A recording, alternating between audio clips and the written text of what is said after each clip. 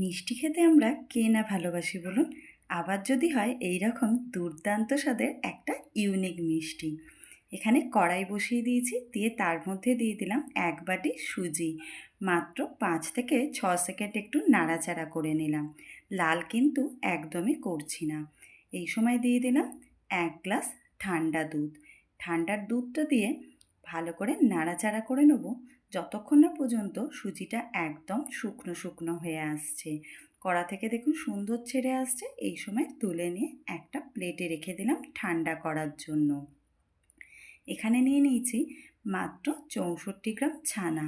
ছানাটাকে হাতের সাহায্যে খুব চেপে চেপে মেখে একদম মসৃণ করে নিয়েছি, যাতে একদমই দানা দানা না থাকে। দেখেই বুঝতে পারছেন কতটা মসৃণ হয়েছে। সুজিটাও দেখুন এদিকে অনেকটাই ঠান্ডা হয়ে গেছে। এর মধ্যে ছানাটাকে দিয়ে দিলাম, আর দিয়ে দিলাম 2 চামচ ঘি। ঘিটা কিন্তু অবশ্যই প্রয়োজন মিষ্টি তৈরি করার জন্য। 3টে উপকরণ দিয়েই খুব ভালো করে চেপে চেপে মেখে একটা ডো তৈরি করে নিচ্ছি। যত ভালো করে মাখা হবে মিষ্টি কিন্তু তত দুর্দান্ত হবে। এখানে দেখুন ডো তৈরি হয়ে গেছে। এর মধ্যে থেকে বড় বড় করে লেচি কেটে নিচ্ছি। এই ডোটা থেকে আমি 5টা লেচি কেটে নিয়েছি। 4টে বড় লেচি আর একটা ছোট লেচি। ছোটোটাকে অন্য প্লেটে তুলে রেখে দিলাম। এই সময় চিনির সিরাপটা তৈরি করে নিচ্ছি। 1 বাটি চিনি, 1 বাটি জল, সুন্দর গন্ধের জন্য লবঙ্গ এখানে ব্যবহার করেছি। একটু নেড়ে নিলাম। এবারে দেখুন জলের মধ্যে একটু ফুড কালার মিশিয়ে সেটাকেও চিনি সিরাপে দিয়ে দিলাম। ভালো করে ফুটিয়ে নেব। তবে এই চিনি সিরাপটা কিন্তু চটচটে সিরাপ তৈরি করার একদমই প্রয়োজন নেই। এই রকম চিনি সিরাপ তৈরি হলেই হয়ে যাবে। এখানে কড়াইতে সাদা তেল খুব ভালো করে গরম করে নিয়েছি। এখানে একটা গ্রেটার নিয়ে নিয়েছি। এবারে যে লেচিগুলো তৈরি করেছিলাম একটা একটা করে এই গ্রেটারের মধ্যে ভালো করে ঘষে ঘষে গ্রেট করে নিচ্ছি। আমি কিন্তু একটা একটা করেই বানিয়ে নিয়েছি। একসাথে অনেকগুলো দিয়ে ভাজবেন না, তাহলে কিন্তু ভালো তৈরি হবেন না।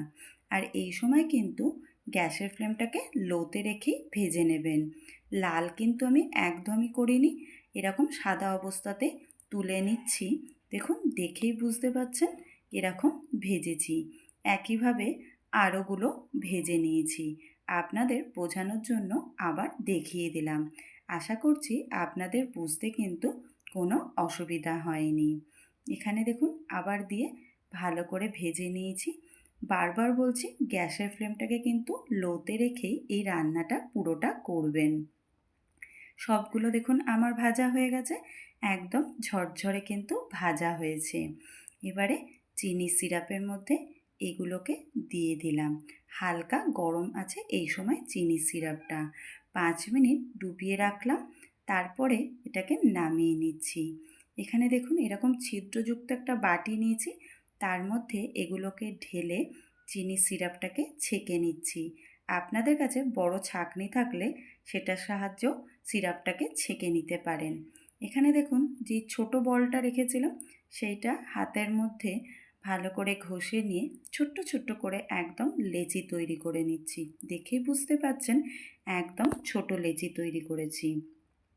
হাতের মধ্যে রোল করে নিয়ে শেপ দিয়ে দিলাম। সবগুলোই একইভাবে তৈরি করে নিয়েছি। সবগুলো দেখুন আমার তৈরি হয়ে গেছে। একদম লো ফ্লেমে এগুলোকে ব্রাউন করে ভেজে নিচ্ছি। বেশি নাড়াচাড়া করবেন না, তাহলে কিন্তু এগুলো ভেঙে যাওয়ার সম্ভাবনা থাকে। এগুলো দেখুন ব্রাউন করে ভাজা হয়ে গেছে, তুলে নিলাম। তুলে চিনি সিরাপের মধ্যে দিয়ে দিয়েছি। গ্যাসে কিন্তু আবার সিরাপটাকে বসিয়ে 5 মিনিট ভালো করে ফুটিয়ে নিলাম।